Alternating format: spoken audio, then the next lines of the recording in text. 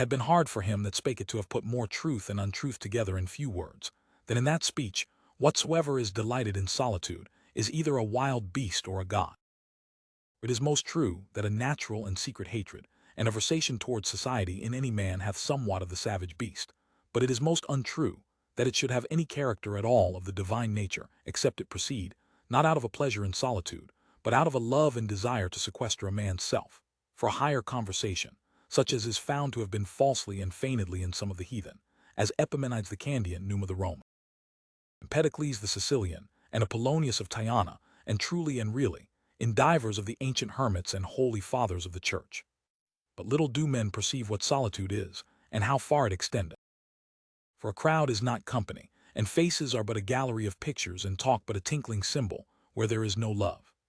The Latin adage meeteth with it a little magna civitas, magna solitudo, because in a great town friends are scattered, so that there is not that fellowship, for the most part, which is in less neighborhoods. But we may go further and affirm most truly that it is a mere and miserable solitude to want true friends, without which the world is but a wilderness, and even in this sense also of solitude, whosoever in the frame of his nature and affections is unfit for friendship, he taketh it of the beast, and not from humanity.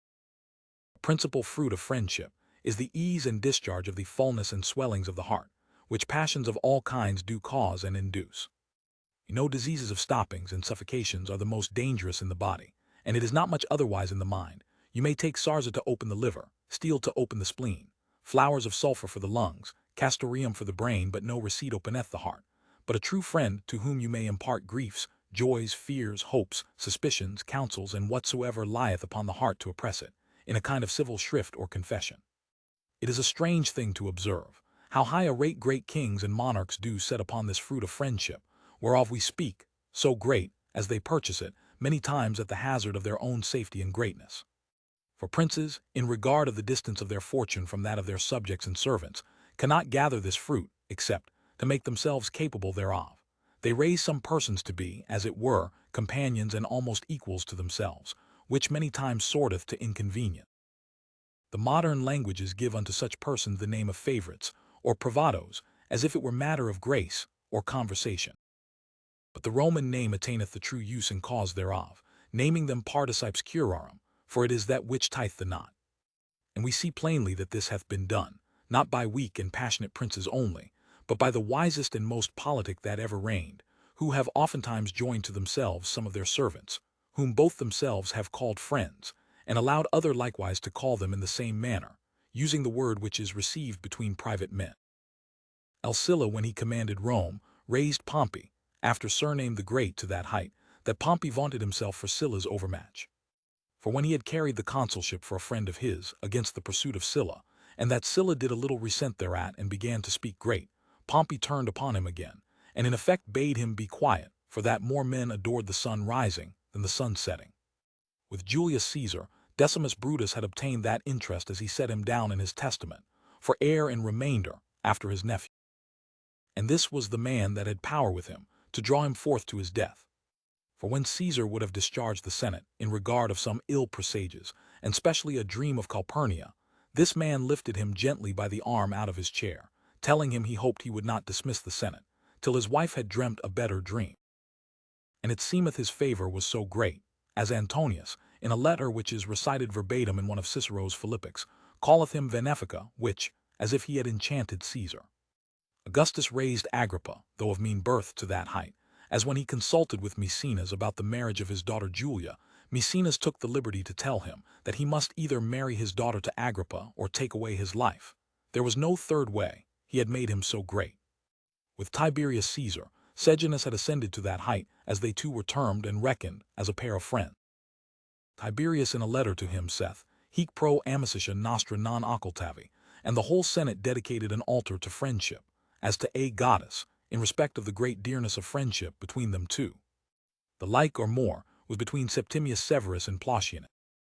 For he forced his eldest son to marry the daughter of Plautianus, and would often maintain Plautianus in doing affronts to his son, and did write also in a letter to the Senate, by these words, I love the man so well, as I wish he may overlive me.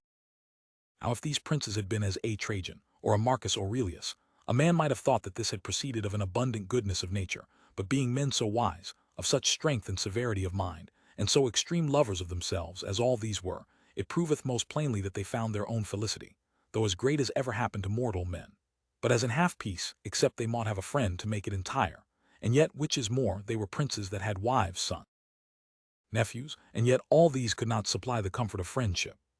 It is not to be forgotten, what Comenius observeth of his first master, Duke Charles the Hardy, namely, that he would communicate his secrets with none, and least of all, those secrets which troubled him most. Whereupon he goeth on, and saith that towards his latter time that closeness did impair, and a little perish his understanding. Surely Comenius might have made the same judgment also, if it had pleased him, of his second master, Louis the 11th, whose closeness was indeed his tormentor. The parable of Pythagoras is dark, but true. Cornea ditto, eat not the heart. Certainly, if a man would give it a hard phrase, those that want friends to open themselves unto are cannibals of their own hearts. But one thing is most admirable, wherewith I will conclude this first fruit of friendship, which is, that this communicating of a man's self to his friend works two contrary effects, for it redoubleth joys and cutteth griefs in half. For there is no man that imparteth his joys to his friend, but he joyeth the more, and no man that imparteth his griefs to his friend, but he grieveth the less. So that it is in truth of operation upon a man's mind, of like virtue as the alchemists used to attribute to their stone, for man's body, that it worketh all contrary effects, but still to the good and benefit of nature. But yet without praying in aid of alchemists, there is a manifest image of this, in the ordinary course of nature. For in bodies, union strengtheneth and cherisheth any natural action, and on the other side, weakeneth and dulleth any violent impression, and even so it is of mind. The second fruit of friendship is healthful and sovereign for the understanding, as the first is for the affection. For friendship maketh indeed a fair day in the affections, from storm and tempests, but it maketh daylight in the understanding, out of darkness and confusion of thoughts. Neither is this to be understood only of faithful counsel, which a man receiveth from his friend, but before you come to that, certain it is that whosoever hath his mind fraught with many thoughts, his wits and understanding do clarify and break up, in the communicating and discoursing with another, he tosseth his thoughts more easily, he marshalleth them more orderly, he seeth how they look when they are turned into words, finally, he waxeth wiser than himself, and that more by an hour's discourse than by a day's meditation. It was well said by Themistocles, to the king of Persia, that speech was like cloth of a raz, opened and put abroad, whereby the imagery doth appear in figure, whereas in thoughts they lie but as in packs. Neither is this second fruit of friendship in opening the understanding, restrained only to such friends as are able to give a man counsel. They indeed are best, but even without that, a man learneth of himself and bringeth his own thoughts to light, and whetteth his wits as against a stone, which itself cuts not. In a word, a man were better relate himself to a statue, or picture, than to suffer his thoughts to pass in smother. Add now to make this second fruit of friendship complete, that other point which lieth more open, and falleth within vulgar observation, which is faithful counsel from a friend. Heraclitus saith well in one of his enigmas, dry light is ever the best. And certain it is, that the light that a man receiveth by counsel from another is drier and purer, than that which cometh from his own understanding and judgment, which is ever infused and drenched in his affections and custom.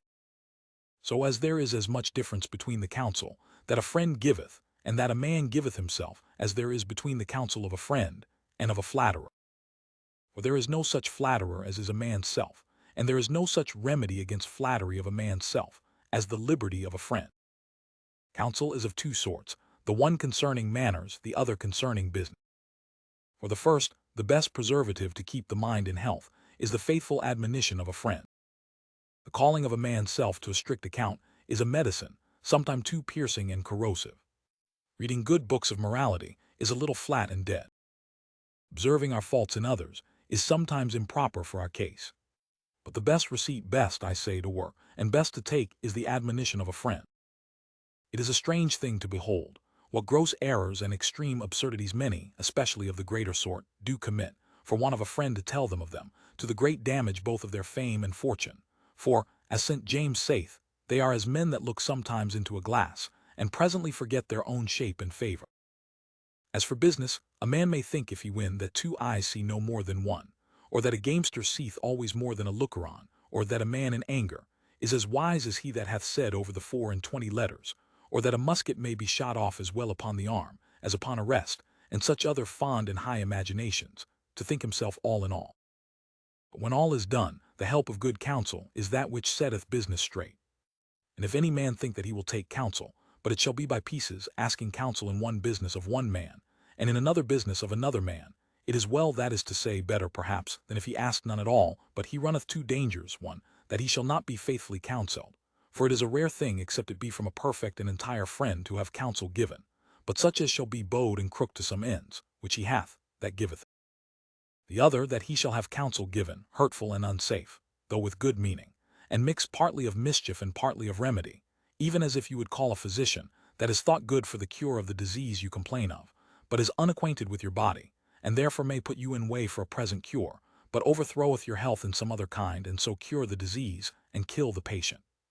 But a friend that is wholly acquainted with a man's estate will beware, by furthering any present business, how he dasheth upon other inconvenience.